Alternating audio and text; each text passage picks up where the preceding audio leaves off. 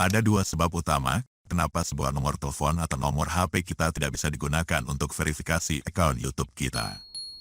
Baik lewat PC atau komputer, lewat laptop maupun lewat HP. Pertama, karena terjadi error.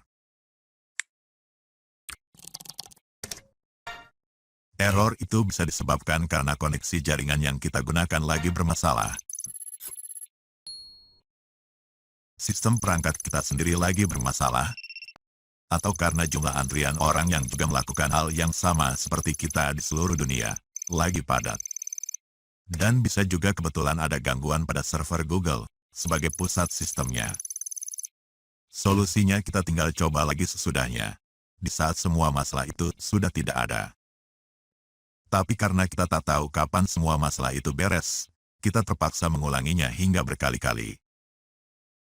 Kedua, bisa juga karena nomor HP itu sendiri yang tidak bisa ditambahkan ke akun YouTube kita. Karena sebelumnya nomor itu juga sudah pernah ditambahkan ke akun YouTube yang berbeda.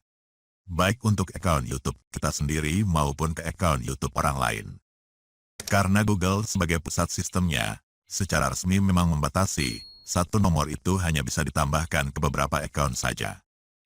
Walaupun hingga kini saya belum menemukan rilis resminya untuk berapa akun maksimalnya. Tapi berdasarkan pengalaman saya selama ini, biasanya satu nomor itu hanya bisa ditambahkan untuk 2 akun dalam range 1 tahun. Setelah masuk ke tahun berikutnya, baru nomor yang sama bisa ditambahkan lagi ke akun Google yang berbeda. Jadi solusinya kita tinggal pilih. Mau menunggu berakhir batas waktu 1 tahun dulu, atau menggunakan nomor HP lain yang berbeda.